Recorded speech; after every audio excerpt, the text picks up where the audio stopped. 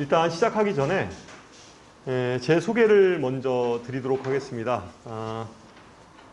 저는 수의학원 원장입니다. 이렇게 만나 뵙게 돼서 반갑습니다.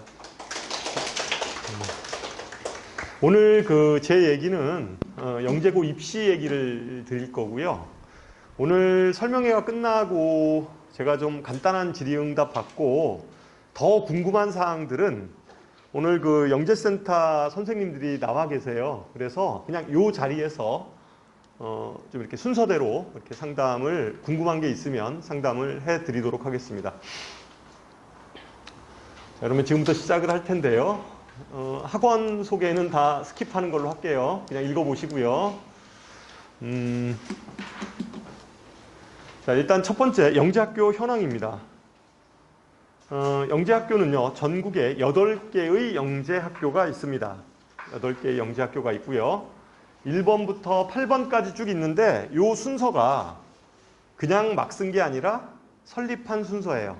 여기 설립한 순서대로 쭉 나와 있어요. 그래서 전국에 8개의 영재학교가 있고 대략 인원은, 선발 인원은 800명 정도 됩니다. 800명. 그러니까 영재학교 들어가는 거는 전국 800등 안에 들어가 있는 거예요. 어마무시한 고등학교입니다. 그렇게 돼 있고, 선발 인원은 한과영이 120명. 뒤에 이건 나오는데 안 적으셔도 될 것 같아요. 하여튼 뭐 120명부터 제일 많이 인천예술 영재학교. 이것도 뭐 예체능 학생 들어가는 거 아니에요. 예술자 붙었다고 그래서. 그냥 하여튼 영재학교예요. 인천 쪽의 영재학교는 대략 한 75명? 뭐 그 정도 인원입니다. 그러니까 맨 처음에 설립했던 고등학교들은 좀 선발 인원이 많고요. 뒤로 가면 갈수록 선발 인원이 좀 적습니다. 그래서 어쨌든 전체 인원은 전체 180명 정도 된다. 이렇게 우리가 생각하실 수 있고요. 첫 번째. 앞으로 제가 부를 때는 이렇게 부를게요. 1호 영재학교가 이제 부산 한과영이라고 부르죠. 보통 이제 한국과학영재학교, 그래서 한과영 이렇게 부르는데, 뭐 한과영 이렇게 부르기도 하고, 그냥 부산 이렇게 얘기하면 한과영이에요. 서울 그러면 서울과학영재고, 만약에 대전 그러면 대전과학영재고, 뭐 이런 거. 여기에 대전과학고등학교 이렇게 나와 있는데 영재학교예요. 저게 일반 우리가 얘기하는 과고하고 다른 개념이에요. 영재학교입니다. 그래서 영재학교고요. 그 다음에 뭐 광주 그러면 이제 광주 과학영재학교 이렇게 돼 있는 거예요. 뭐 대구 그러면 대구과학영재학교, 세종, 인천 이런 식으로 그냥 지역명으로 통칭해서 제가 부르도록 하겠습니다. 그러니까 뭐 부산이다, 서울이다, 경기다 이런 식으로 부를게요. 그냥 통칭해서. 어쨌든 8개가 있고요. 영재학교하고 과학고하고 다른 점은요. 영재학교하고 과학고가 그럼 뭐가 다르냐? 커리큘럼은 좀 비슷한데요. 커리큘럼은 비슷한데 과학고등학교는요. 입시적으로 보면 광역 선발을 해요. 이렇게 광역. 밑에 보면 광역 단위 선발을 하는 거예요. 그러니까 경기도에 있는 학생은 경기 북과고라는 과학고등학교가 있어요. 이런 식으로 광역 선발을 하는 거예요. 서울에는 과학고등학교가 몇 개가 있어요? 2개가 있어요. 과학고등학교가. 그래서 전체 20개의 과학고등학교가 있는 거예요. 전체 20개의 과학고등학교가 있는 거고, 이 선발은 전국 선발을 하는 게 아니라 광역 선발을 하는 거예요. 똑같아요. 저기랑 똑같아요. 이건 특목고예요. 과학고는 특목고입니다. 그래서 외고하고 똑같은 개념이에요. 우리가 외고도 그렇잖아요. 외고도 경기도에 사는 아이가 서울에 있는 외고를 지원할 수는 없죠. 다 경기도 쪽에 있는 외고를 지원하잖아요. 그러니까 그런 식으로 이렇게 하는 거예요. 그래서 어쨌든 과학고등학교는 광역 선발을 하는데 반대로 영재학교는요. 전국 선발을 해요. 모집 단위가 아니라 전국 선발이에요. 그러니까 이 차이점이 가장 크고요. 그리고 법령적으로 보면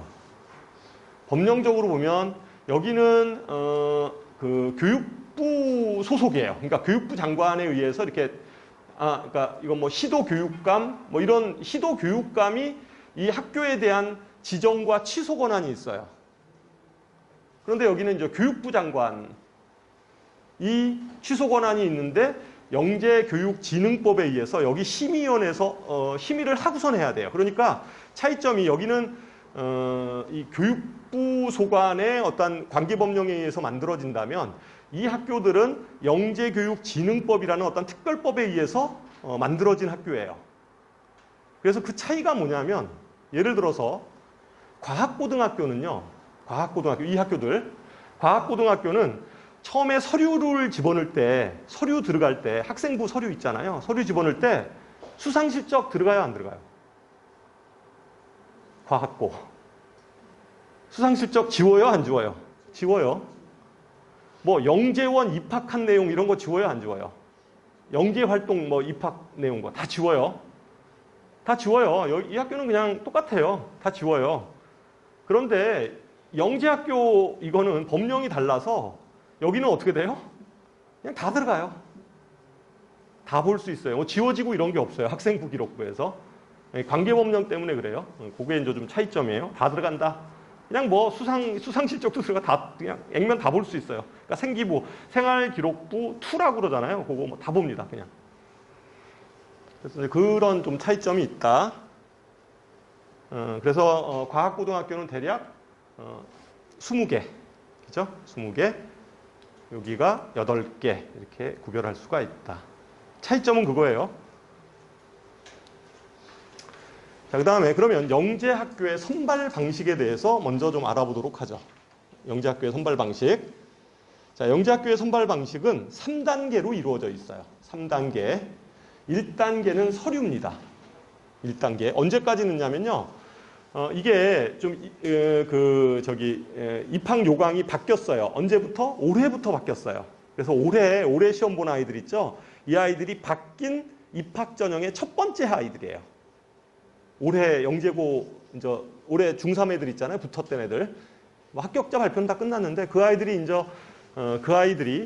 올해 이제 바뀐 영재고 입시의 첫 번째 아이들인데 6월달 1단계 한 6월경에 서류를 집어넣어요.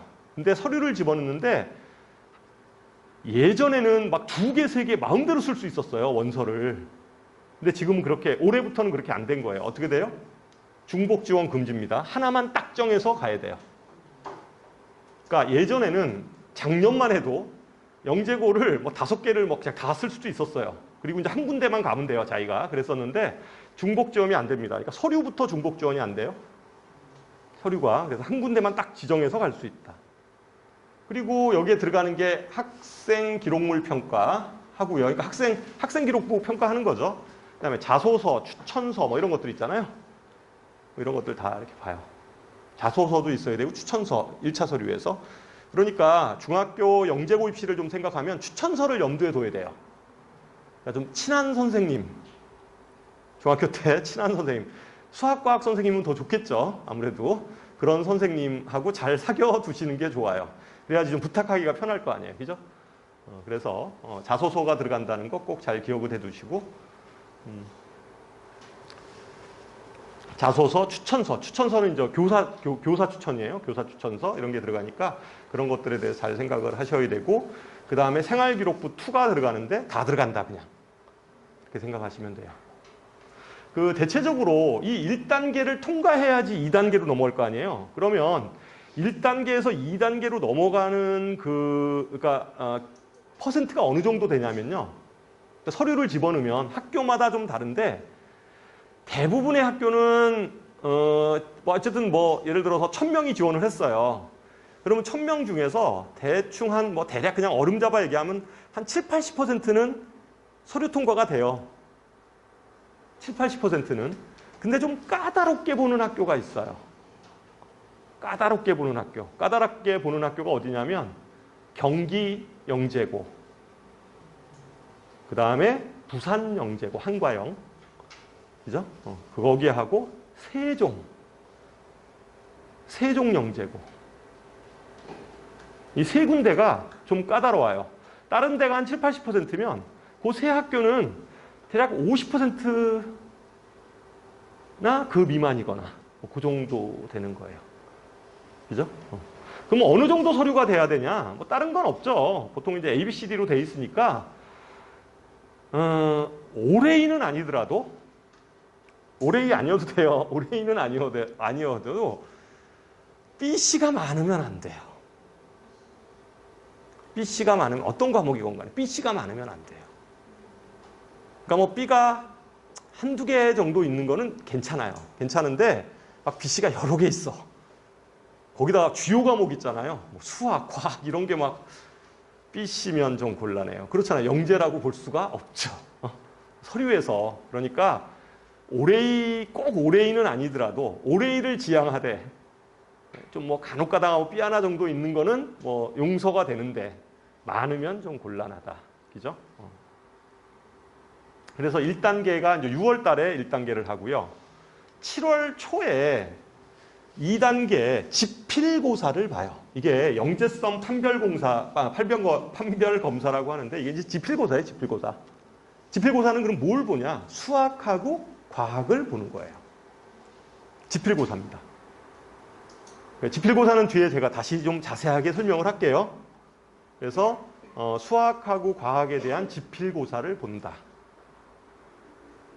그러면 여기가 지필고사를 봐요. 그러면 지필고사를 보았을 때 3단계로 넘어가는 인원이 대략 몇 명 정도 되냐? 그죠? 그럼 1단계 통과한 아이들 중에서 모집 정원에 1.5배수나 2배수 정도 뽑아요. 아까 뭐 모집 정원이 120명이다. 그러면 대략 몇 명? 한 200명 정도. 그죠? 한 200명, 200명 내외에 이렇게 뽑아요. 그러니까 1.5배수나 2배수 정도 이렇게 뽑는다. 더더욱 요새 코로나라 3단계가 이제 면접이에요. 다면평가라는 게 이제 애들 불러들여서 이제 뭐 어쨌든 아이들을 다시 또 이렇게 평가하는 건데 인원을 많이 집어넣을 수가 없잖아요. 요새 코로나니까 인원수 제한도 있고 이러니까 요새 어쨌든 가급적 좀 많이 줄이는 편이기는 해요. 그러니까 보통 한 1.5배수 뭐 이런 데가 좀 많은 편이죠. 요새 코로나라 그래요. 근데 보통은 일반적으로는 1.5배수에서 한 2배수 정도를 모집 정원에 문제는 알겠죠. 만약에 아까 세종 같은 경우는 80명 뽑거든요. 그럼 몇 명? 대략 많으면 160명, 그죠? 아니면 150명 내외 그 정도 이렇게 뽑는다라고 생각하면 돼요. 이제 그 학생들을 대상으로 해서 3단계 다면평가를 하는 거예요. 다면평가는 뭐 인성평가도 하고요. 어차피 아이들 기숙사 생활하는 아이들이니까 인성평가도 하고 그 다음에 이제 기타 아이들이 학업 역량에 관한 여러 가지 이제 다시 이제 뭐 어떤 과학 설계를 하는 것들을 뭐 보인다든가 아니면 뭐 심층 면접을 좀 더 해본다든가 뭐 이런 식으로 되죠.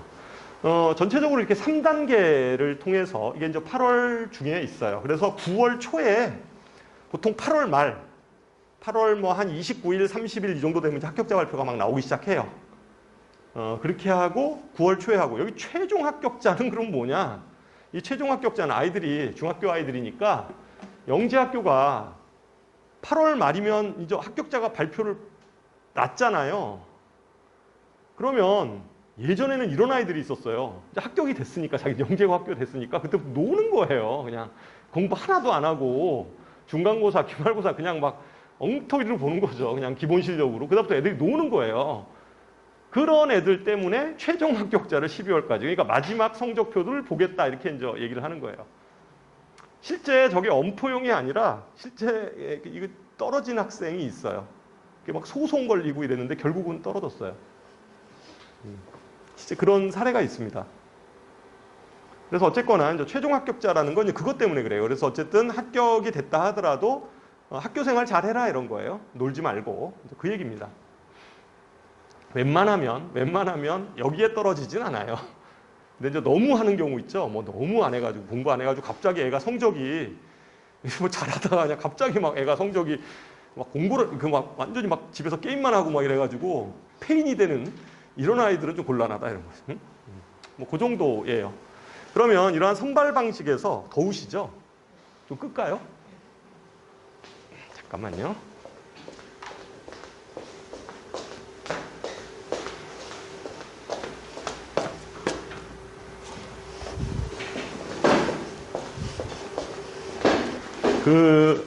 요 지금 선발 방식이 이제 3단계라고 했는데 3단계에서 제일 중요한 게 어딜까요? 이 중에서. 예? 2단계 지필이에요. 2단계 지필이에요. 그렇잖아요. 여기는 뭐 웬만하면 붙는다고 그랬잖아요. 여기서 2단계, 여기 1단계는 거의 뭐 웬만하면 통과한다. 웬만하면 통과하는데 여기가 이제 아주 중요해요. 사실은 3단계는 2단계에서 좀 구별하기 힘든 아이들이 있을 수 있잖아요. 커트라인에 간당간당 걸려있는 그 집단들. 그 정도 아이들을 좀 거르는 그런 거라고 보시면 돼요. 그리고 대부분 우선 선발이 있어요. 우선 선발. 학교에서 우선 선발이라는 걸 해요. 그러니까 예를 들어서 2단계에서 애가 월등하게 지필고사가 우수해요. 이런 애들은 뭐 3차 이런 거를 그냥 사실은 면제. 그냥 아예 합격 그냥 이렇게 해서 그냥 우선 선발. 그런 경우들도 많이 있어요. 심지어 진짜로 1단계가 아주 우수하면 1단계에서 우발하는 경우들도 있어요. 아니, 그럴 수 있잖아요. 애가 뭐 딱 보면, 와, 서류를 봤더니, 그런 거죠. 근데 대부분은 그냥 2단계 정도에서 우선 선발, 그러니까 3단계를 거치지 않고 그냥 이렇게 합격이 되는 그런 케이스의 아이들이죠. 그런 아이들이 있는데, 이게 예전에는 왜 그랬냐면요. 예전에는 막 영재고 같은 경우에 우발제도라는 게 예전에는 이런 게 1단계에서 어떻게 우발이 있었냐면 예전에는 영재고 입시를 여러 군데 쓸 수 있다고 그랬잖아요. 하나만 쓰는 게 아니라 지금은 중복 지원이 안 되는데 예전에는 여러 개 쓸 수 있어요. 뭐 서울도 쓰고 대구도 쓰고 막 애들이 많이 써요. 그런데 이 뭐 예를 들어서 뭐 대구나 이런 데 보면 서울 영재고급 아이가 이제 여기를 혹시 몰라서 이제 여러 개를 쓰는 것 중에서 이렇게 있단 말이에요. 그러면 학생부 성적 봤을 때 이렇게 느낌이 있잖아요. 아, 얘는 진짜 뭐 우수할 것 같아. 그러면 그냥 아예 면접해보고, 면접해요. 그러니까 실제 면접해보고, 우선 선발 아이들은 미리 학교에서 이제 찍어가지고 그 학생 방문해보고 그래서 뭐 물어보기도 하고 이래가지고 그냥 1차에서 그냥 선발하는 경우들도 있죠. 그런 케이스들도 있었어요. 근데 요즘에는 뭐 그런 건 아니고, 요즘에는 어떤 게 늘어난 거냐면, 이게 워낙 영재고 입시가 수도권 위주로 아이들이 많이 합격을 해버리는 거예요. 그럴 거 아니에요. 그러니까 주로 서울, 경기 뭐 이쪽 애들이 그냥 지방의 영재고들을 그냥 휩쓸어 버려요. 아무래도 이쪽이 교육열이 높고 애들이 미리미리 준비하니까 휩쓸어 버리니까 이게 문제다라고 생각을 한 거죠. 그래가지고 교육부에서 아예 지역 인재 우선 선발 제도를 만들어 버렸어요. 그러니까 지역 인재. 그리고 그게 왜 그러냐면 사실은 이 영재학교 이 돈은 다 어디서 나가냐면 지자체에서 나가요. 이 국가세금이라는 거는 지자체에서 나가는데 예를 들면 이런 거예요. 세종 영재고가 기껏 그 세종 지역에서 그 지자체에서 돈 걷어가지고 거기다가 지원을 해주면 혜택을 보는 건 엉뚱한 무슨 예를 들면 경기도나 서울 아이들이 내려가서 혜택을 보고 있으니까 이건 아니다. 이렇게 이제 뭐 그런 것들도 있지 않았겠어요. 그리고 이제 아무래도 너무 수도권 아이들이 이제 독식을 하다 보니까 뭔가 지역에 있어서 형평성 부분들, 그 다음에 이제 분산 부분들을 생각해서 요즘에는 이제 지역 우선 선발 제도가 있어요. 지역 우선 선발. 그래서 상대적으로 이 경기권 아이들 있죠. 서울이나 경기권 아이들이 좀 불리해졌어요. 아무래도 지역 우선 선발이 그냥 인원이 뭐 하다못해 뭐 10명, 20명 이렇게 빠져나가 버리니까 모집 단위에서 그래서 이제 그런 부분들이 좀 불리해졌다. 뭐 그런 게 좀 있어요. 우선 선발 제도가 좀 이제 올해부터는 지역 인재 우선 선발 제도로 이제 바뀌게 되는 거죠. 과학고는요. 과학고는 언제부터 하냐면 영재고 입시가 아까 8월에 끝나잖아요. 8월에 끝나면 영재고 입시가 이제 8월 말이면 다 발표가 끝나요. 거의 뭐 8월 말 9초면 다 끝나니까 영재고 입시가 끝나면 그 다음부터 과학고 입시는 9월 달부터 시작을 해요. 그래서 과학고 입시는 2단계예요. 2단계. 무슨 얘기인지 아시겠죠? 2단계예요. 그러니까 생각을 해보세요. 여기 누가 지원하겠어요? 영재고 떨어진 아이들이 또 지원하는 거예요. 그러지 않을까요? 물론 영재고 입시 준비하지 않은 아이들도 전교권 아이 있잖아요. 그리고 수학, 과학 좀 잘하는 아이들, 이런 아이들이 이제 여기를 지원을 하기는 해요. 근데 확률이 높지는 않아요. 그러니까 영재고 입시를 경험하지 않은 아이들이 여기를 또다시 그런 아이들도 지원을 하기는 하는데 태생이 진짜 완전히 좀 다른 아이 있잖아요. 얘는 진짜 영재야. 과학적으로 진짜 뛰어난 아이야. 뭐 그런 아이가 아니고서는 사실은 과학고등학교에 붙을 확률은 영재고 입시했던 아이들이 붙어요. 왜냐하면 경기도 전체에서 뽑는 인원이 100여 명이란 말이에요. 경기도 쪽에는 우리 지역에서 보면 경기 북가고 하나만 있잖아요. 그렇지 않습니까? 거기 들어가 제가 생각하기에는 영재고 붙는 것보다 더 힘들어요. 영재고 붙는 것보다 더 힘들다. 이런 생각이 좀 들어요. 실제. 그래서 어쨌든 과학고 선발 방식은 두 가지예요. 하나는 뭐냐면 서류를 내면 학교에서 직접 방문을 해요. 아니면 불러요. 부르거나 직접 입학사정관이 직접 방문을 하거나 학교에 방문해서 아이도 면담을 하고 추천서 써준 선생님하고도 면담을 하고 담임 선생님하고도 면담을 해요. 학교 뭐 이렇게 뭐 교장 선생님 뭐 하여튼 그 관계자들하고 면담을 해요. 이 학교가 어떤지, 이 학생이 어떤 아이인지 실제 확인을 합니다. 그래서 그 학생들을 토대로 마찬가지로 뭐 한 1.5배수나 2배수 정도 뽑겠죠? 똑같아요. 대신에 지필고사 이런 건 없어요. 과학고는. 그러니까 여기서 서류 평가해가지고 대상자 2차 2단계 대상자는 이제 소집 면접을 하는 거예요. 직접 가서 이제 과학고등학교 해당 과학고등학교에 가서 이제 다시 또 뭐 심층 면접, 여기는 심층 면접이 있어요. 그렇잖아요. 지필고사가 없는 대신에 수학, 과학에 대해서 이제 심층 면접이 있겠죠. 심층 면접이. 그래서 수학 문제도 좀 뭐 이렇게 풀어보게 하고 과학도 풀게 해서 답변하게 해보고 뭐 이런 식으로 어쨌든 돼서 11월 초까지 해서 최종 합격자 발표는 12월 초에 끝나는 거죠. 그래서 과학고등학교 올해 과학고등학교 입시도 끝났어요. 다 발표 났죠. 그죠? 다 발표 났어요.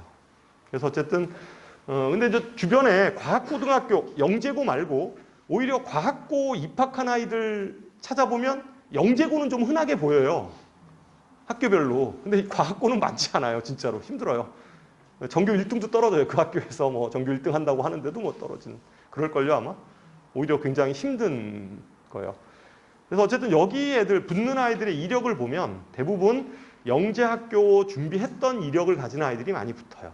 그렇게 보시는 게 맞으니까 이런 아이들 있잖아요. 영재학교에서 3차까지 갔는데 뭐 떨어졌어. 2차는 다 통과하고 3차까지 갔는데 떨어졌어. 뭐 이런 애들 있잖아요. 그러니까 아쉽게 떨어지는 아이들이 여기 붙어요. 뭐 현격하게 2차 완전히 영재고 입시에서 2차도 안 된 애들 있잖아요. 이것도 안 돼요. 이거 뭐 학교에서 보는 눈이 있을 거 아니에요. 아이를 바라보는 눈이 있을 텐데. 그리고 아이 실력이 뻔히 보이니까. 그러니까 그거는 어쨌든 그래요. 그래서 많은 이제 저학년 어머님들 같은 경우에 보면 어떤 질문들을 하시냐면 우리 아이를 과학고를 보내려고 하는데 뭐 이런 얘기 말씀하세요. 근데 뭐 과학고를 보내야 되는데 뭐 선행을 어디까지 해야 돼요? 막 이런 얘기를 하시는데 선행이 문제가 아니라 실제 이제 이 정도의 역량을 만들려면 그냥 학교 내신 정도 가지고는 좀 안 된다는 거죠. 그죠? 여기 정도를 지원하는 아이들은 아까 얘기했듯이 영재고 입시를 준비하는 아이들이에요. 그럼 영재고 입시에서는 그럼 보통 뭐 하냐? 수학은요. 경시 수학, KMO 이런 거 들어보셨죠? 그 정도 수학을 아이들이 준비를 해요. 그리고 과학은 어느 정도 하냐? 과학은 올림피아드 마찬가지로 뭐 물리, 뭐 생물, 뭐 화학 올림피아드, 물리 올림피아드 뭐 이 정도 이렇게 하는 아이들이고 물화 생지를 말로는 중학교 심화라고 하는데 사실은 뭐 심화라는 게 그렇잖아요. 원래 중학교 과정의 심화가 고등학교 과학 아닌가요? 그렇잖아요. 중학교 과학의 심화가 고등학교 과학이니까 고등학교 과학 뭐 예를 들면 물리 1, 2 이렇게까지 하는 거예요. 화학 1, 2 뭐 이렇게 하는 거죠. 생물도 필요한 것들 다 중학교 과정하고 연결되어 있는 건 다 그냥 끌어들여 가지고 시키는 거죠. 뭐. 그죠? 그런 식으로 해서 어쨌든 그런 그 고등학교 내용들까지도 이렇게 좀 공부를 해야 된다. 시험 보기 전에. 그런 입시 구조의 특징이 있습니다. 자, 그러면 올해 어떻게 지원을 했고 경쟁률은 어떻게 됐고 이것에 대해서 한번 정리를 해보도록 하죠.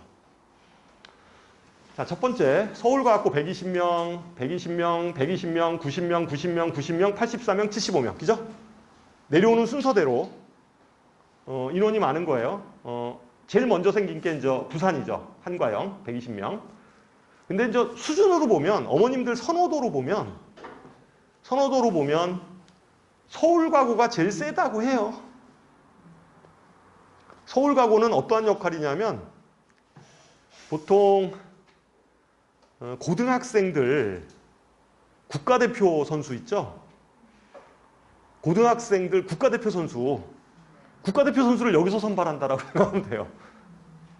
그러니까 뭐 수학 국가대표 선수, 뭐 물리 국가대표 선수 이런 거 있잖아요. 이런 거 국제대회에 참가하는 아이들, 이런 아이들이 이제 서울가고 아이들이에요. 그러니까 얘가 제일 세다고 보시면 돼요. 그 다음에 뭐 여기 경기, 그 다음에 한과영, 그 다음에 이제 이쪽이 있고요. 그러니까 순위로 보면 서울, 여기 경기, 한과영. 센 순위대로 볼게요. 뭐 그 정도 되고, 그 다음에 밑에 여기 5학교는 뭐 그만해요. 다 그만합니다.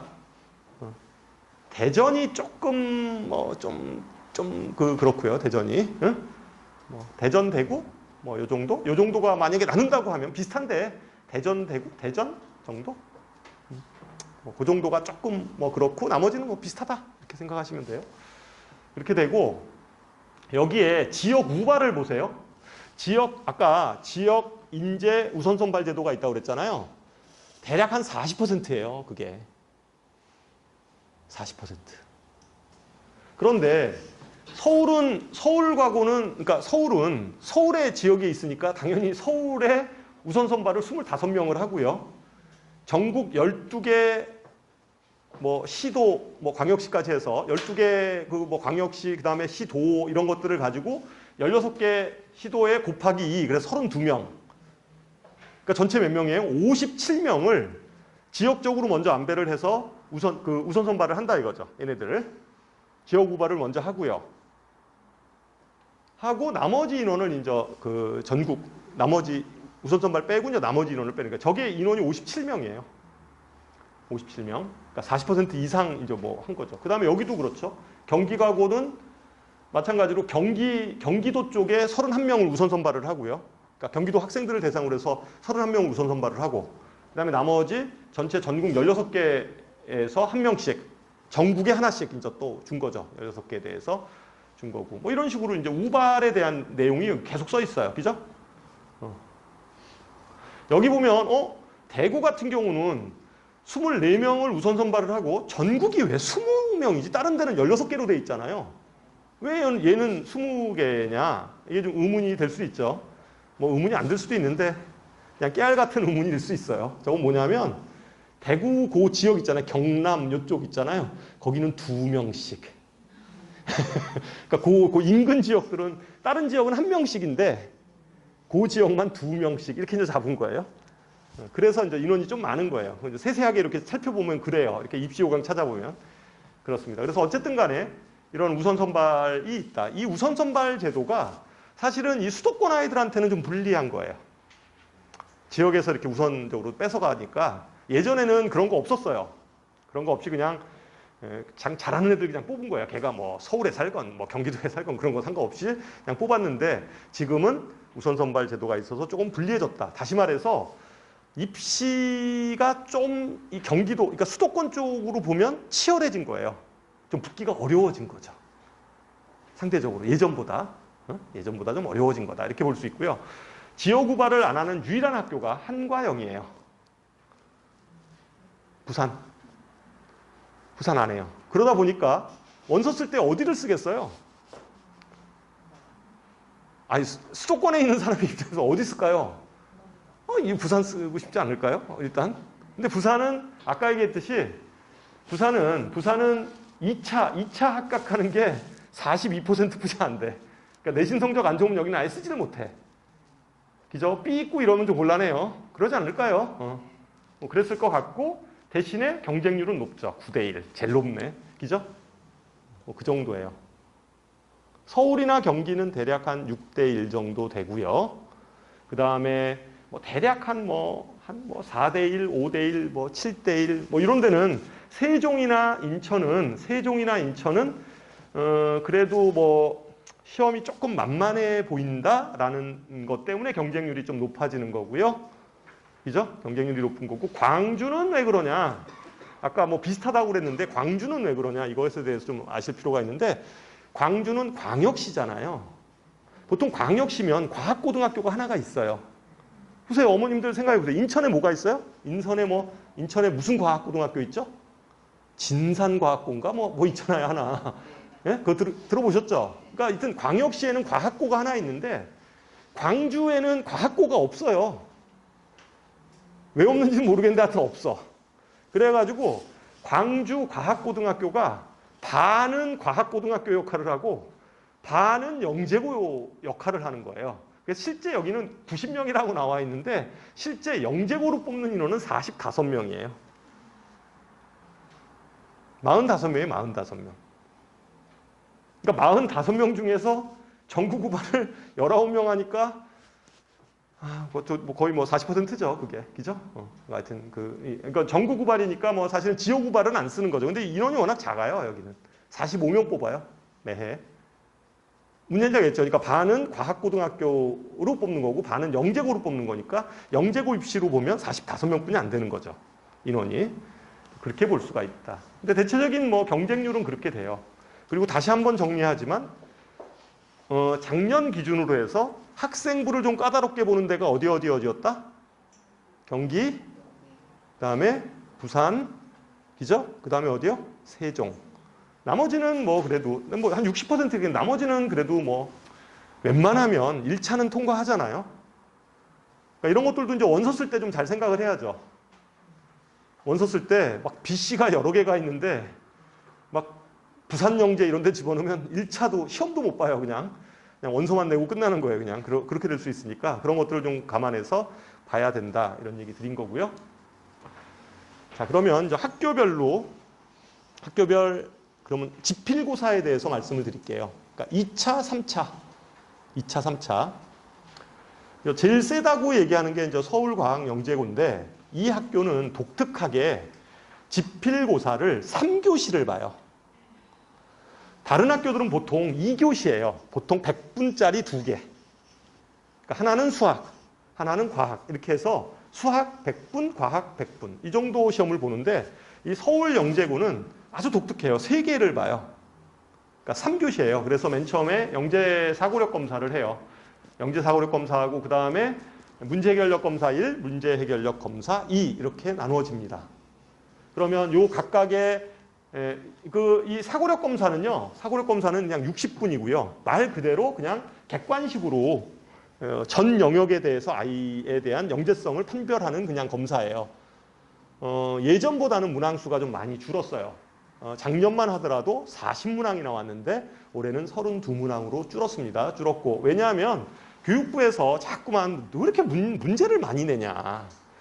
좀 줄여라. 그리고 쓸데없는 문제 내지 말고 다 주관식으로 하고 주관식 서술형 그 다음에 뭐 열린 문제 막 이런 식의 주장을 해요. 교과부에서 선행학습에 영향력이 없도록 진짜 영재를 뽑을 수 있는 그런 시험 문제를 내지 왜 자꾸만 애들 그렇게 뭐 연산 연습하듯이 그런 시험 문제 지향해라 뭐 이제 이런 식의 이제 압력을 가하면서 일단 1교시 문항이 좀 줄었어요. 그리고 2교시 검사, 2교시 문항도 세트 문항으로 바뀌었습니다. 근데 서울과고는 예전부터 세트 문항이었어요, 실제. 그래서 이제 세트 문항, 수학 같은 경우에 세트 문항은 어떤 특징을 갖냐면요. 대학별 본고사하고 비슷해요. 예전에 대학별 본고사 있죠? 그거랑 비슷해요. 그러니까 지문이 나오고 세트 문항에 하나의 세트, 한 세트, 1세트에 어떻게 나오냐면 지문이 나와요. 지문이 나오고 이제 지문을 읽어요. 그게 이제 배경 지식이고 그 문제에 1번, 2번, 3번 이렇게 소문항 3개가 있어요. 근데 이제 그게 다 뭐 그 서술형이죠. 애들 이제 쓰게 하는 거죠. 근데 1번은 되게 쉽죠. 1번은 누구나 풀어요. 근데 이제 1번을 단초로 해서 2번, 3번을 풀어내는 거죠. 그러죠. 1번을 풀고. 그러니까 1번은 뭐예요? 그냥 문제, 얘가 제시문을 파악하고 있는지 정도를 파악하는 정도의 수준. 근데 이제 2번은 그거보단 조금 더 어려워지고 2번을 풀어야지 3번이 풀리는 이런 식의 이제 단계적인 이런 세트 문항의 형태를 갖게 됩니다.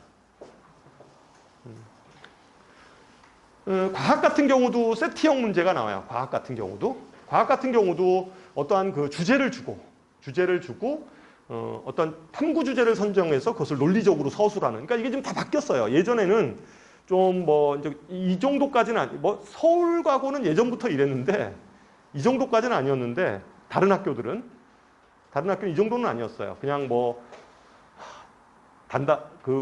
그냥 이런 거 있잖아요. 단답형. 답만 쓰는 거 있잖아요. 답만 쓰는 거. 그런 문제들이 주요였다면 지금은 이제 서술형으로 좀 바뀐 거죠.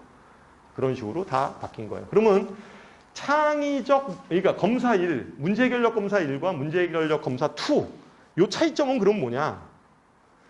요 검사 1은요, 문제 유형을 보면 약간, 영역별 문제들이에요. 그러니까 무슨 기하라든가 조합이라든가 이런 식으로 이렇게 영역별 문항이 주를 이룬다면 이렇게 영역적 뭐 조합이다, 기하다 뭐 이런 영역별 문항이라고 하면 문제 해결력 검사 2는 약간 융합적인 그러니까 단원과 단원이 이렇게 결합되어져 있는 형태의 문제들이라고 생각하시면 돼요. 그러니까 그런 특징이 있다. 그래서 하여튼 3교시를 보는 학교는 유일하게 서울과고예요. 뭐 문제는 이런 것들이에요. 보기만 해도 복잡해 보이죠. 뭐 하나를 주고요.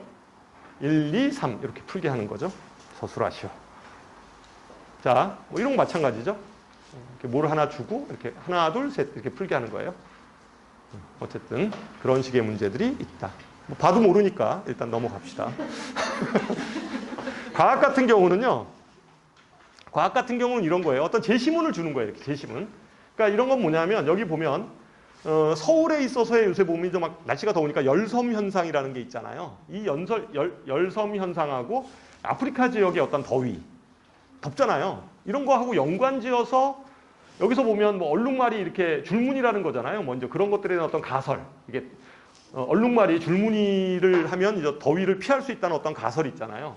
이런 가설을 세운 이유를 설명해 보래요. 뭐 이런 식이에요. 과학에서 뭐 이런 형태의 문제들이죠. 그리고 어떤 열섬 현상을 완화시킬 수 있는 뭐 이런 그런 방법을 뭐 서술해 보시오. 뭐 이런 식의 문제들이 나오게 됩니다. 넘어가죠. 그다음에 두 번째. 경기영재죠. 경기영재. 경기영재는 1교시, 2교시 이렇게 이루어져 있는데요. 이 학교도 좀 독특해요. 그러니까 다른 학교하고는 좀 달라요. 경기영재도 영재고에서 상당히 선호하는 학교 중에 하나죠. 그죠? 서울, 경기, 그다음에 부산 요 세 개를 굉장히 좀 쳐줘요. 학생들이 이제 가고 싶어. 영재고 그러면 하여튼 그 서울 뭐 나머지 영재고도 훌륭한데 이제 그 중에서도 이 세 군데를 굉장히 좀 쳐주는 학교죠. 서울, 경기, 부산 이걸 이제 쳐주는데 이 경기영재고를 보면 1교시는 수학하고 과학이에요. 수학과학. 그래서 수학 8문제, 과학 12문제. 예전에는 문항수가 좀 많았는데 이것도 마찬가지로 교과부에서 그런 시험 치우지 마라. 무슨 뭐 단답형식의 그런 시험 하지 마라고 해가지고 이제 이렇게 바뀌어서 영재성 검사 1 그래서 수학, 과학에 대해서 110분 동안 시험을 보고 2교시는 다시 수학을 또 봐요. 자, 이거 보세요. 이거 보면 어떤 느낌이 딱 와요. 이 학교는 뭐가 중심이다? 수학이다. 수학을 잘해야지 가겠구나. 이런 생각을 할 수가 있죠. 근데 영재고 입시는요. 수학하고 과학이잖아요. 그렇잖아요. 영재고 입시는 수학하고 과학도 물리화학만 하는 게 아니라 생지도 해야 돼요. 생물지구과학도 해야 되는데 수학하고 과학 중에 어느 게 중요할까요? 그러니까 수학하고 과학 중에 영재고 입시에서 뭐가 중요할까요? 수학이에요. 수학을 잘해야 돼요. 수학의 비중이 커요. 그래서 어쨌든 특히 영재고, 경기 영재고는 뭐 이렇게 커리큘럼을 봐도 당연히 그렇겠구나 이렇게 생각을 할 수가 있는 거죠. 그죠? 그래서 영재성 검사 1은 예전에 단답형이었는데 이게 그냥 서술형으로 변한 정도의 수준이고 영재성 검사 1에서는 경시, 뭐 중등심화 요 정도 문제예요. 그걸 그냥 단순하게 단답형 문제에서 서술형 문제로만 그냥 바뀐 형태에 불과하죠. 그죠? 뭐 그런 형태였어요. 그리고 여기서 이 학교에서 좀 특이했던 거는 3차도 있었잖아요. 3단계가 소집 면접 있었잖아요. 그때 뭐 이런 것들을 질문을 했대요. 그러니까 요새 이제 코로나니까 예방접종센터의 어떤 조건들을 이렇게 설계해 보는 거 있죠. 우리가 그 예방접종하러 가면 굉장히 그 뭔가 조직적이잖아요. 가면 검사 이렇게 받으러 가면 저 큰데 뭐 탄천이나 이런 데 가면 일반 병원에 가면 그냥 뭐 불러주는 대로 가서 주사 맞으면 되는데 거기 가면 뭔가 군대처럼 이렇게 막 움직이는 게 보여지잖아요. 뭐 그런 형태를 좀 상상해서 예방접종센터의 어떤 조건들을 만족해서 설계하는 문제, 그다음에 뭐 스마트 도시를 구성하는 뭐 이런 식의 뭐 그런 뭐 문제들을 해봐라 뭐 이런 식의 뭐 캠프 문제가 나왔다라고 얘기해요. 그래서 어쨌든 간에 문제들은 뭐 이런 거예요. 이런 형태들. 그러니까 이런 것들은 그냥 뭐 단답형 아까 그 1교시 문제, 수학 문제라고 한다면 뭐 이런 형태의 문제들이 이제 2교시 문제들 이런 것들이죠. 뭐 그리고 과학 같은 경우는 이런 형태. 이런 것들은 뭐 어쨌든 어떤 실험을 통해서 우리가 알고 있는 복사 에너지 문제를 이제 실험을 통해서 묻고 있는 그런 문제라고 보시는 거죠. 그다음에 이제 한과형이에요. 그냥 대략 그냥 설명할게요. 이건 뭐 사실 저도 잘 몰라요. 제가 뭐 영재 저희 경시 선생님은 아니어서 저는 그냥 입시 그냥 고등학교 3학년 수능 이런 거 가르쳐가지고 그러니까 문제를 뭐 깊이 있게까지는 잘 몰라요. 자, 한과형 쪽을 보면 한과형 문제는 한과형은 그냥 이렇게 봐요. 수학 180분, 과학 180분. 다른 학교보다 뭔가요? 길죠? 3시간 본다는 거예요. 3시간. 그렇다고 문제가 많은 것도 아니에요. 세트형 네모난 세트 문제, 아까 세트 문제. 그 다음에 여기서는 대문항 8개 중에서 4개를 선택해서 하는 검사력. 근데 말 그대로 상당히 그 한과형 문제들은요, 굉장히 창의력을 갖는 학생들 있죠. 그런 문항들, 그 융합적인 그런 문제들을 많이 내요. 문제 특성이.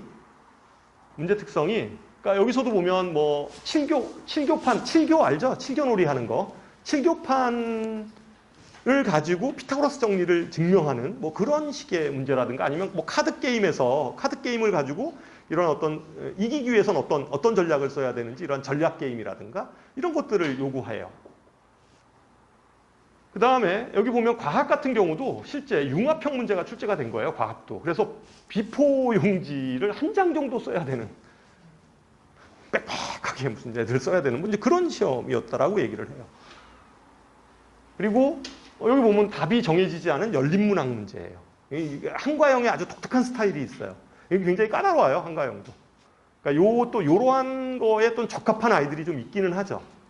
저희가 이제 가리키다 보면 얘는 한과형 스타일의 학생일 것 같다. 뭐 이제 이런 것들이 좀 이렇게 보여지죠. 그래서 뭐 어쨌든 그런 식으로 되는 거고 보면 뭐 수학은 뭐 이런 거예요. 7교놀이 뭐 예시를 가지고 이제 피타고라스 정리 증명하는 이런 식의 문제라든가 아니면 뭐 이런 거 있죠. 도형을 가지고 그러니까 이 도형하고 연관지어서 2차 방정식을 해석하는 문제예요.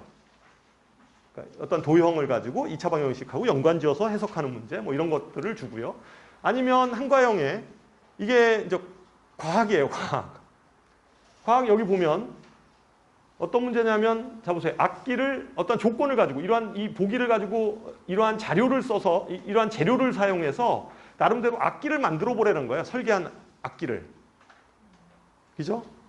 이거는 사실은 어떤 소리의 어떤 소리라는 이런 어떤 파장 뭐 이런 것들일 거 아니에요. 이런 것들을 좀 더 복합적으로 미술, 음악, 과학 이런 것들이 다 이렇게 합해져서 문제를 아이들이 사고하게 하는 그런 식의 그러니까 답이 없는 문제예요. 그냥 아예 창의성을 보는 거죠. 얘가 어느 정도 창의적인 거 이거를 그냥 평가하는 거죠. 답이 있는 것이 아니라 그냥 열린 문항이에요. 완전히 그런 문항들을 뭐 출제하는. 확실히 그 영재학교 1호 이게 영재학교잖아요.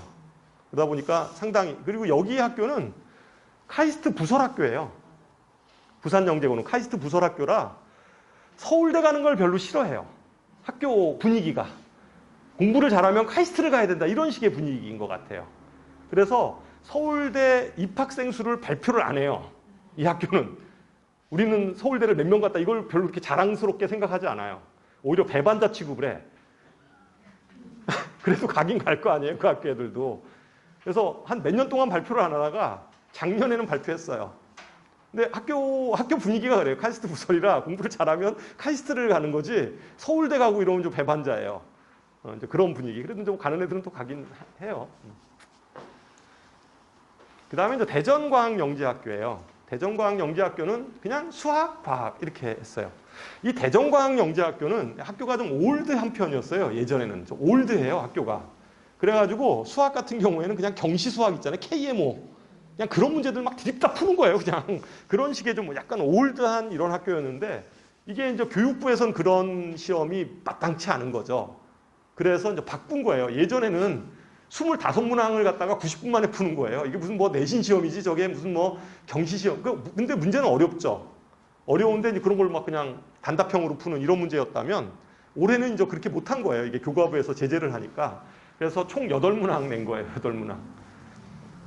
8문항. 근데 이제 그 8문항이 약간 증명 문제 이런 것들이 막 들어가 있어서 사실은 굉장히 좀 꼼꼼하고 정확하게 서술을 하지 않으면 좀 뭐 상당히 난이도는 그다지 높아 보이진 않지만 굉장히 그 사실은 서술을 하다 보면 감점의 요인이 맞는 그런 문제였다 이렇게 생각을 하고 이 학교는 뭐 그냥 100분 100분 이렇게 나눠서 보는 학교예요.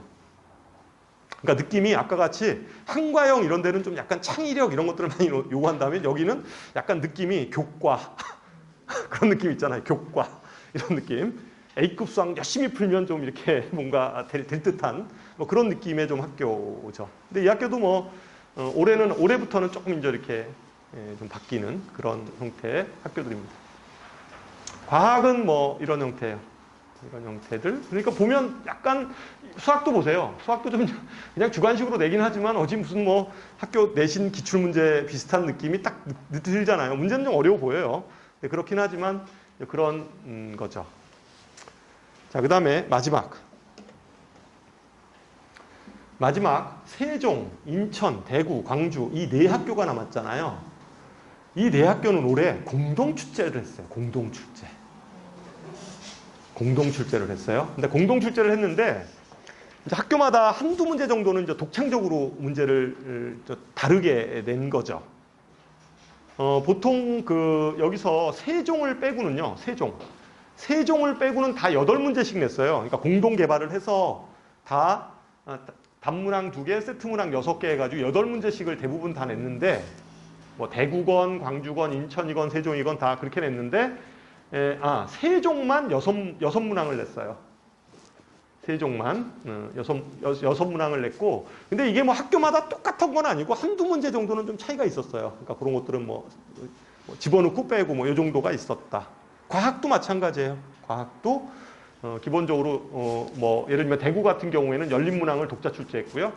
뭐 광주 같은 경우에는 설계문항을 독자 출제했고요. 과학 같은 경우에 인천 같은 경우에는 지구과학을 독자 출제했고요. 그 다음에 세종은 실생활 관련 문제들을 우리가 독자 출제를 했어요. 근데 어쨌든 간에 기본적인 기조는 공통 출제 개념으로 출제를 한 거다. 이렇게 볼 수 있고요. 뭐 난이도나 이런 부분들은 뭐 아주 어렵게 출제하는 학교는 아니에요. 앞에 학교하고 비교해 봤을 때 뭐 여기도 그래도 어려워요. 어려운데 그래도 이제 뭐 비교해 보면 그래도 좀 이렇게 무난한 그래도 이게 좀 어쨌든 올해 처음 이런 문항을 실시하다 보니까 아무래도 애들의 입장에서 보면 좀 뭔가 생소하죠. 준비 과정에서 이제 이게 올해 첫 해 이렇게 시험을 본 거예요, 아이들이. 그러니까 시험을 보니까 좀 뭔가 생소하고 이래서 시간 관리 이런 것들이 굉장히 좀 어려웠다. 이런 평가가 있었습니다. 뭐 대체적인 뭐 문제 구성들은 이 정도. 그죠? 약간. 뭐 과학 같은 경우는 뭐 이런 화학 반응에 관한 어떤 예시를 주고 뭐 그런 것들을 서술하는 뭐 이런 식의 문제 뭐 이런 것들이 출제가 됐습니다. 뭐 대체적인 어떤 출제 경향들은 그렇다. 그죠? 자, 그 다음에 마지막으로 요거가 이제 공식적인 얘기는 마지막이고 이제 저희 학원 커리큘럼이 어떻게 진행이 되는가 마지막 얘기하고 이제 제 얘기는 끝낼 텐데 이건 이제 서울대학교 진학률이에요. 진학률이 아까 제가 얘기했듯이 한과형이 계속 발표를 안 하다가 미발표 하다가 이제 그러니까 21학년도, 그러니까 작년이죠, 작년. 올해가 22학년도잖아요. 올해는 아직까지 입시 결과가 안 나왔죠. 뭐 이제 수능 발표하고 뭐 아직까지 수시 또 생투 때문에 연기돼가지고 뭐 18일 날인가 최종 발표하고 이런다고 그러니까 아직까지 발표가 안 나온 거고 집계도 안 됐고요. 작년에 37명, 그러니까 전체 120명 중에 31% 정도 간 거죠. 이게 서울대 입학 수예요. 서울 가고가 57%, 그러니까 거의 한 60% 가는 거죠. 그러니까 반 이상이 서울대 간다 이렇게 생각하면 되고, 경기 가고는 44%, 나머지는 대략 한 30%. 그러니까 영재과고에 들어가면 한 30%는 그냥 서울대 간다 이렇게 생각하시면 되고, 많은 학교, 좀 센 학교들은 한 50%, 반수는 서울대 간다 이렇게 생각하시면 돼요. 그럼 나머지는 어디 가냐? 나머지 어디 가요? 연대고대 가나요? 뭐 연대고대 가는 아이들도 있겠죠. 뭐 카이스트라든가, 뭐 포스텍이라든가 뭐 이런 데 가겠죠. 그다음에 이제 이런 어쨌든 그런 과기원 쪽으로 아이들이 진학을 하고, 물론 뭐 연대고대도 가고요. 어떤 아이들은 성균관대도 가고 뭐 한양대도 가고 그래요. 어쨌든 가는데, 그래도 뭐 어쨌든 학교의 입시 설정을 보면 어마어마하죠. 뭐 그렇잖아요. 뭐 인원이 뭐 퍼센트로 보면 거의 무슨 뭐 이런 주요 대학은 한 반 이상이 뭐 서울대 간다고 생각하면 되는 거니까. 거기다 뭐 카이스트 이런 데가 서울대하고 비교했을 때 이렇게 빠지는 학교가 아니잖아요. 그냥 그 급이잖아요, 사실은. 그렇다고 보시면 됩니다. 자, 저희 영재센터의 커리큘럼에 대해서 말씀을 드립니다. 그거 얘기하기 전에 저희 학원의 좀 특징에 대해서 좀 말씀을 드릴게요. 보통 일반적인 학원들은 보통 대부분의 아이들을 영재관이라고 칭해서 영재센터라고 대부분의 반을 그렇게 만들어요. 어떤 영재관이다 이렇게 막 얘기를 해가지고 좀 공부 좀 하면 다 영재관이에요. 영재관 소속이고, 영재관에서 막 선행도 시키고 이제 막 하기도 하고, 아니면 아이들 학원에서 가급적이면 다 영재고 입시를 하라고 몰죠. 경시하시라고, 경시하는 게 좋지 않습니까? 이제 이렇게 모는데, 저희 학원은, 그리고 저희 생각은, 저는 그렇게 생각하지 않아요. 저희 학원의 영재센터는 진짜 영재고를 가고 싶은 아이들 있죠. 난 영재고를 갈래. 그러니까 그냥 취미 삼아 경시수학을 하는 아이들보다는 취미 삼아, 그러니까 그런 거 있잖아요. 우리 아이는 의대를 갈 건데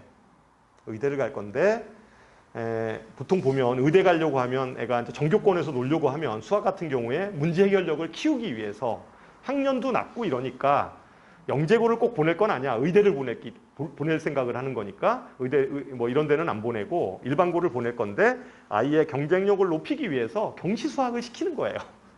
그러니까 영재고 이렇게 시켜서 뭐 한번 시켜볼까? 그리고 오히려 학원에서도 그런 것들을 이제 많이 권장을 하죠. 시켜보라고. 그럼 좋다고 이제 막 얘기를 하는데, 저는 개인적인 생각에 물론 이렇게 그냥 뭐 한 일주일에 한 번 정도 이런 경시수학을 접하고, 그럴 수는 있잖아요. 일주일에 한 번 정도를 경시수학을 접하게 하는 거, 이런 것들은 뭐 그럴 수 있잖아요. 뭐 경시 기초나 이런 것들 해볼 수는 있다고 생각하는데, 예를 들면 일주일에 최소 3일 이상, 그죠? 아니면 나중에 2학년 올라가면 거의 대부분의 시간을 그냥 영재고 입시를 위해서 수학하고 과학만 시키는 건데, 결국은 그거를 그냥 이렇게 입시에 아무 생각 없이 그걸 애들을 그쪽으로 몰아넣는다? 이거는 저는 아니다라고 생각을 해요.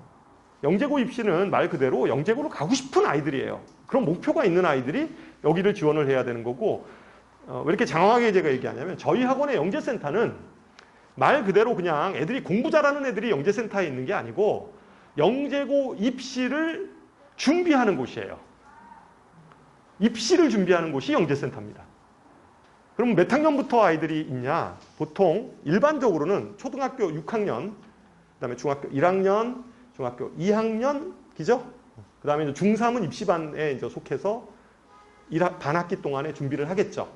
그러니까 보통 이제 그 정도 아이들이 영재센터에서 준비를 합니다. 그러다 보니까 인원이 굉장히 작겠죠. 인원 적어요, 진짜로. 그러니까 영재센터는 사실은 어떻게 보면 제가 교육 기부를 하는 겁니다. 학원을 운영하는 게 아니라 교육 기부를 하고 있는 거라고 생각해요. 근데 저희 학원의 입장에서 보면 왜 그럼 영재센터를 하냐? 당연히 또 이 아이들이 저희 학원을 빛나게 하는 또 아이들이잖아요. 그러니까 투자를 하는 거예요, 사실은. 이거는 뭐 저희 학원에서 무슨 이걸 가지고 그 영업을 가지고 이윤을 창출하고 이런 개념이 아니에요. 이 영재센터는. 그러니까 첫 번째, 인원이 적다. 왜냐하면 물론 거기에 아이들을 막 붙여버리면 될 수 있겠죠. 근데 저는 그러고 싶지는 않아요. 어차피 그래서 되는 문제는 아니라고 생각하고 저희 학원의 영재센터는 그래서 무늬만 영재센터인 그런 데가 아니다 이런 거예요. 일단 기본적으로. 그러니까 영재고 입시에 대해서 준비를 하는 학생들을 뽑으려고 한다. 그러면 과학이야. 수학부터 먼저 얘기할게요. 그러면 영재센터에서 하는 그 수학 내용은 뭐냐? 선행학습이 아니에요. 그래서 영재센터는 선행을 시키는 곳이 아닙니다. 그러니까 선행학습을 원하면 저희 학원의 위치로 보면 우리는 중등특목센터 이런 게 있어요. 그러니까 중등특목센터에서 선행을 하면 돼요. 거기 고등학교, 보통 중학교 2, 3학년 되면 거의 고등학교 수학 과정 다 끝냅니다. 그 과정에 들어가 있으면 다 이제 끝나요. 다 끝나는 아이들이기 때문에 선행을 하고 싶으면 그런 프로그램을 이용하면 되고, 영재센터라는 것은 말 그대로 영재고 입시를 준비하는 곳이고요.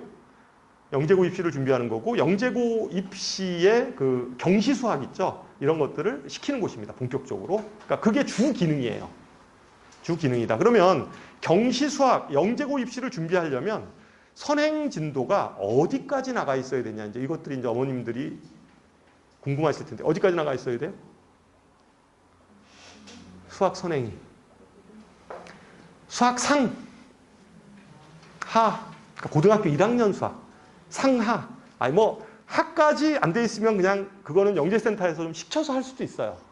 상이 좀 덜 돼 있어. 그것도 저희가 시켜서 할 수 있어요. 좀 만들어줄 수는 있습니다. 그거는 좀 모자라도. 근데 어쨌든 거기 정도까지는 하셔야 돼요. 왜냐하면 거기 정도 해야지 뭔가 이렇게 대화가 돼요. 문제를 풀면서 아이들하고 이게 소통이 되는 거거든요. 그러니까 문제 자체가 이제 어려우니까 그 정도까지 선행을 나가주면 좋다. 이게 첫 번째. 그럼 그러면 시기는 어느 정도 하는 게 좋겠냐? 시기. 빠를수록 좋긴 한데요. 빠를수록 좋긴 한데, 그렇다고 해서 딱 너무 이렇게 기본도 안 돼 있는 상태에서 진도만 나가면 좀 곤란하고요. 어차피 영재고 입시는 중등심하잖아요, 내용이. 중등심하잖아요. 중등심하니까 고등학교 1학년까지 선행을 시키는 이유는 이제 우리가 대수 문제라든가 어쨌든 수학에 대해서 좀 이렇게 어려운 문제들을 좀 대수적으로도 봐오고 함수적으로도 좀 해석하고 이런 것들 때문에 이제 필요한 건데 그 선행의 어쨌든 그렇다고 해서 이게 너무 날림으로 돼 있으면 좀 안 돼요. 왜냐하면 중학교 과정도 2학년 2학기 과정이 너무 날림으로 돼 있어가지고 이렇게 기본이 안 돼 있으면 좀 그건 곤란하고요. 그러니까 웬만큼 그냥 그렇다고 아주 완벽한 거를 요구하는 건 아니지만 선행 그 정도 나가는 선행 속도가 제가 보기에는 초등학교 6학년, 그러니까 예비 중1 있죠, 예비 중1. 예비 중1, 그러니까 시점은 예비 중1 겨울방학 때부터 영재센터에 편입이 되면 좀 좋겠다. 이런 거예요. 예비 중1. 그러니까 초등학교 6학년 겨울방학 때, 초등학교 6학년 겨울방학, 그러니까 예비 중1 겨울방학 있죠? 그 직전도 겨울방학 때. 그때 아이가 영재센터, 그때부터 경시 수학을 하면 참 좋겠다. 좀 늦는다고 하면 3월 달 정도도 괜찮다. 입학하면서 이렇게 좀 들어오셔도 좋을 것 같다. 라는 거고요. 그럼 과학은 언제부터 시키냐? 과학도 그때부터 좀 시켰으면 좋겠다. 과학도 물원, 화원, 생지는 나중에 하더라도 물원, 화원 이런 것들 있잖아요. 이런 것들을 그때 좀 시켰으면 좋겠다. 그런 거예요. 물원, 화원 이때부터 이렇게 시켜서 가면 좋겠다. 조금 늦어도 상관은 없어요. 근데 왜냐하면 바로 시험을 볼 건 아니니까. 그것도 조금 예를 들면 꼭 겨울방학이 아니라 한 3월 이때부터 시작해도 상관은 없다. 근데 어쨌든 중학교 1학년 때 정도 되면, 중학교 1학년 3월 정도 되면 들어가야 된다. 이런 거예요. 들어가야 된다. 예전에는 제가 이거보다 좀 더 늦추게 얘기를 했어요. 뭐 늦어도 그래도 뭐 중학교 1학년 겨울방학 때는 시작하셔야죠. 뭐 이렇게 제가 이렇게 얘기를 했었는데 왜 지금 이게 갑자기 확 땡겨졌냐면 이게 지역 인재 전형이 생기면서 수도권 아이들이 불리해진 거예요. 그래서 어떤 전략을 좀 쓰는 게 좋으냐면 영재고는 학년이 없어요. 2학년 때도 시험을 봐도 되고요. 중학교 1학년 때 시험을 봐도 돼요. 영재고 입시는. 과학고는 안 그래요. 과학고는 중학교 2학년 때 과학고 시험 볼 수 있어요? 못 봐요. 중3 아이들만 뽑아요. 근데 영재고는 1학년 아이가 시험을 볼 수도 있고요. 2학년 아이가 시험을 봐서 붙을 수도 있고요. 그러니까 이제 3학년 아이들이 시험을, 보통은 3학년이 보는 거잖아요. 근데 뭐 2학년 아이도 볼 수 있어요. 1학년 아이도 볼 수 있어요. 그런데 1학년 때 바로 시작해가지고 붙지 못할 거 아니에요. 걔가 진짜 천재 같은 애가 아니고서는. 그러니까 1학년 때 시작을 하면, 1학년 때 시작하면 2학년 한 뭐 6월 이 정도 돼서 원서 내볼 수 있죠. 그러니까 한번 해보는 거예요. 원서 내서 한번 해보고 떨어지면 그 다음에 또 한 번 더 하면 되잖아요. 그러니까 2번은 하자. 그렇잖아요. 한번 그러면 자기가 한 번 시험을 보면 이게 뭔가 이제 경험이 있으니까 자기가 무엇이 부족했고 뭐 이런 것들을 좀 알 수가 있잖아요. 그래서 1년 더 시켜서 그 다음에 붙이자. 뭐 이런 전략을 좀 써보면 어떨까라는 게 이제 제 생각입니다. 그래서 좀 전체 커리큘럼은 그런 식의 전략을 짜서 그러니까 예전에는 뭐 좀 늦춰서 이렇게 준비해도 좀 그랬는데 올해 진행하는 거 보니까 이게 만만치 않다 이런 생각이 좀 들어요. 그래서 아까 저희 학원은 그랬잖아요. 저희 학원은 그럼 너희들은 애들이 어느 정도 붙는데 이걸 준비시키면 이게 이제 궁금할 수 있잖아요. 너희들 입시 성적이 뭐고 너희들 어느 정도 붙는데 학교에 하면 저희는 진짜 영재고 입시 준비하는 아이들이 요번 중3 아이들 있잖아요. 그러니까 많지 않아요. 보통 뭐 10명 요 정도 이렇게 준비해요. 실제 시험 보는 아이들이.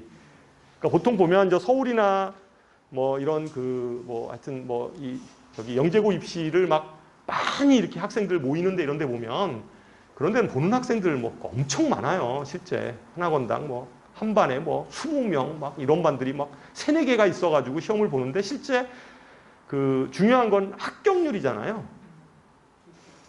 합격률이 중요한 거 아니에요. 그러니까 많이 보는 학생이 많으면 많이 붙겠죠, 당연히. 근데 그게 아니라 이제 합격률이죠. 아이를 준비하는 아이들이 의외로 많이 준비해요. 영재고 입시 주변에 보면 영재고 입시 많이 준비하시고 또 많이 떨어지기도 하고 이러는데 저희 학원은 보통 요번에 저희가 작년에 12명 봤어요. 12명 봐서 영재고 그러니까 어디 붙었냐면 대전, 그다음에 경기, 그다음에 그 부산. 그리고 2명이 아깝게 3차까지 가서 떨어졌어요. 근데 그 학생은 북가고 들어갔어요. 3차에서 떨어진 아이. 그러니까 보통 보면 12명 준비해서 5명 붙은 거니까 대체적으로 한 40% 정도는 돼요, 항상. 저희 학원의 그 합격률을 보면 그 정도? 이렇게 생각하시면 되고. 다른 데 보통 보면 뭐 이름 있는 이런 뭐 영재센터 이렇게 하는데 이렇게 보면 보통 뭐 10%, 20% 안 될걸요? 그럴 거예요. 근데 저희는 왜냐하면 저희는 그냥 이렇게 안 되는 아이들을 그냥 굳이 막 붙잡고 그러고 싶지는 않아서 그래요. 그렇죠. 이제 그 아이들은 그리고 이제 이럴 수 있죠. 이제 그리고 어머님들이 또 하나 좀 우려하는 게 영재고 입시에 들어가면 수학하고 과학만 1년을 해야 돼요. 그러니까 프로그램을 보면 이때부터 3학년 여름방학 때부터 그러니까 2학년 여름방학이죠. 그러니까 1학년, 2학년 때는 보통 아무리 경시 수학을 한다 하더라도 저희 영재센터를 이용하면 3일을 이용하면 돼요. 수학을 하더라도 수학을 할 때 보통 월, 수, 금 이렇게 3일이 수학이에요. 그러면 어머님들이 화, 목 이럴 땐 영어 하시면 되고요. 주말에 과학 강좌 깔려 있잖아요. 저희 학원에도 있어요. 이제 과학 단과로 들으면 돼요. 물리하고 화학 들어요. 과학. 그리고 나머지 국어 같은 거는요. 주말에 그냥 들으세요. 그러면 2학년 여름방학 전까지는 기본적으로 그래도 이렇게 이제 좀 학습 바란스를 맞출 수 있잖아요. 그죠? 그런데 이때부터는 2학년 6월 7월부터 7월 말 이때부터는 이제 저희 학원에서 요구하는 건 입시생이기 때문에 이 학생은 1년 남았잖아요. 주 7일을 다 나와야 돼요.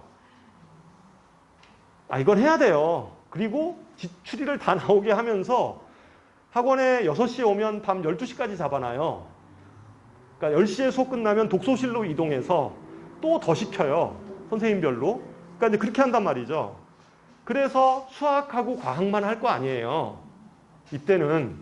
근데 영재고 입시는 선행을 하는 게 아니잖아요.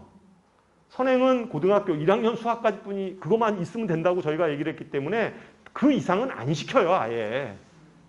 시킬 이유가 없죠. 시험에 나오지도 않는데 그걸 왜 시키고 있어요. 어쨌든 영재고 입시에 들어가려고 하는 아이들이 모인 건데. 그러면 어머님들은 어떤 이제 불안함이 있냐면, 이러다가 떨어지면 어떻게 하지? 다른 아이들은 다 선행 나가 있는데, 우리 아이는 중3 여름방학에, 그죠? 8월 말에 발표한다고 했잖아요. 그러면 그때 떨어졌어. 만약에. 떨어졌으면, 그 다음엔 어떻게 하지? 이제 이런 생각이 드는데, 걱정하지 마세요. 이 정도로 공부한 아이들은 기본적으로 이제 학습 공부 근육이라고 그러죠. 그런 것들이 좀 잡혀 있는 아이들이에요. 저희 학원에서 떨어진 학생들을 위해서 속진반을 만들어요. 그때부터 달립니다. 그때부터 달려요. 근데 충분히 할 수 있어요. 지금 어디 나가냐면요, 걔네들. 지금 올해 떨어진 아이들도 저희 있을 거 아니에요. 그리고 외부에서도 이제 떨어진 아이들이 저희 학원에 모여요. 그러니까 그 아이들 모여가지고 걔들이 이제 계속 시켜요. 이제 수상화부터 시작을 해서 수상화는 그래도 좀 잘하니까 수상화 중에서 많이 안 다뤘던 부분들 다시 시키고 그다음에 수원, 수투, 미적분 지금 미적분 하고 있을 거예요 아마.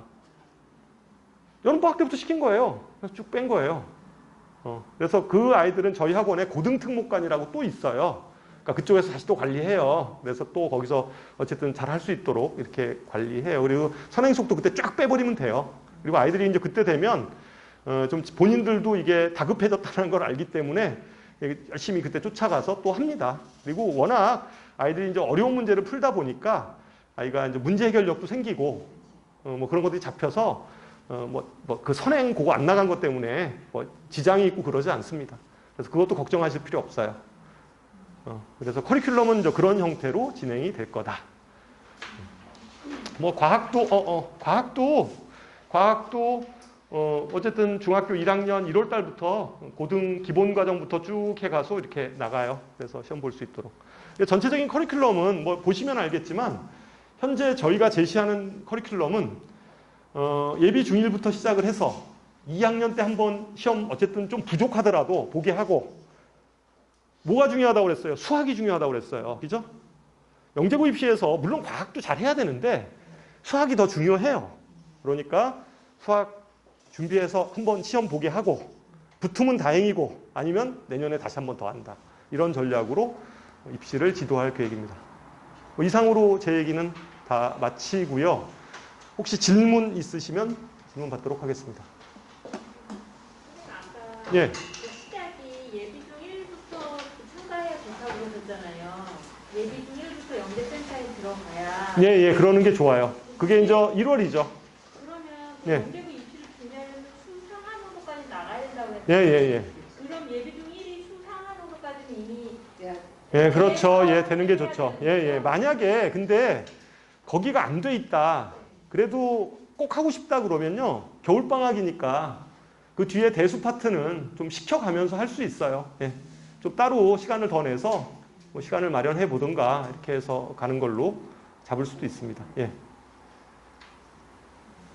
혹시 우리 초등이나 지금 현재 중1 정도 애들도 영재원을 다니거나 하는 학생들이 많잖아요. 예. 그런 경험이 없는 아이들이 좀 불리하거나 좀 그런 면이 그런 건 없어요. 뭐 영재원을 다녔나 안 다녔냐 이건 뭐 중요한 문제가 아닙니다. 예. 뭐 그런 것들에 대해서 그것 때문에 당락이 뭐 결정되거나 물론 영재원 다니면 뭐 본인의 어떤 성장을 위해서 조금은 도움이 되겠지만 뭐 영재원을 안 다녔다고 그래서 이력에서 그런 아이는 떨어지고 이런 거는 없어요. 근데 다른 아이들이 많이 도움을 받거나 입시에서 유리하거나 큰가요? 아니요. 뭐 그렇진 않죠. 예. 그거하고는 좀 차원이 좀 다른.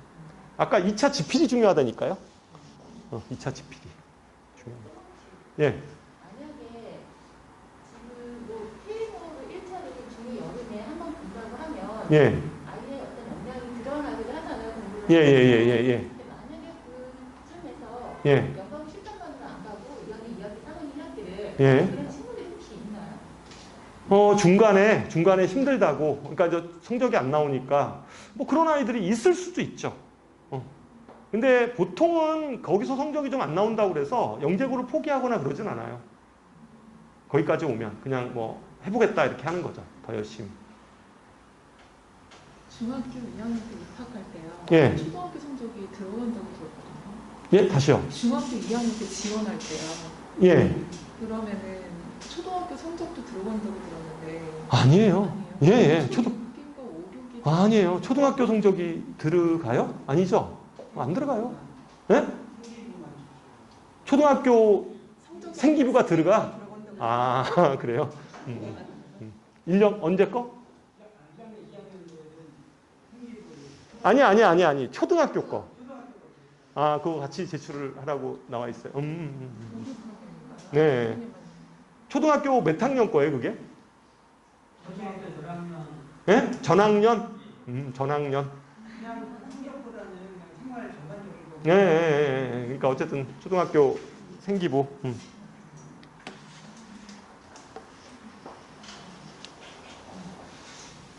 또 뭐. 근데 이제 그것도 사실은 뭐 그냥 이제 아이에 대해서 전반적으로 보는 거일 뿐이지, 아까 얘기했듯이 2차 지필 성적이 우수해야 돼요.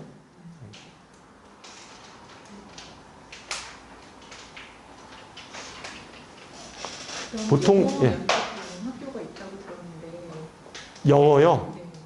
영어가 어디지? 영어 대구죠? 대구. 대구만 네, 대구만 그래요. 대구. 올해도 봤어요? 대구가? 올해 대구가 영어 면접 봤나? 안 봤을 것 같은데. 내가 대구가 예전에 하여튼 그 뭐 영어로 면접 본다는 얘기. 예. 운영을 하고 준비를 하고 이렇게 경험을 하는 게 큰 도움이 되나요? 그렇죠. 이게 왜냐하면 무롤하울이 딴 거보다도 뭔가 목표가 하나가 있는 거예요.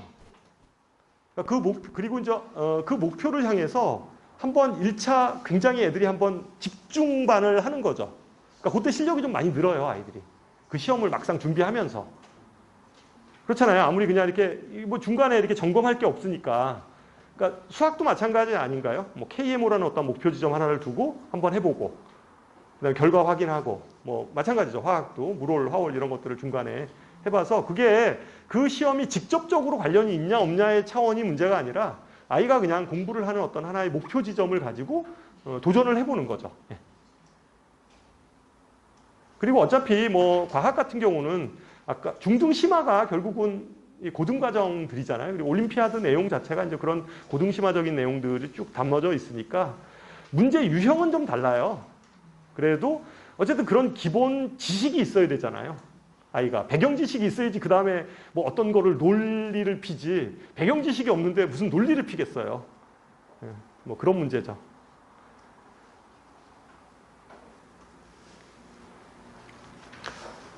다 됐으면 오늘 선생님이 그 담당 선생님 지금 계시니까요. 저보다 훨씬 더 저는 그냥 개괄적인 내용을 지금 설명해 드린 거고 구체적으로는 우리 가서 상담을 가만히 있으면 어떻게 할까?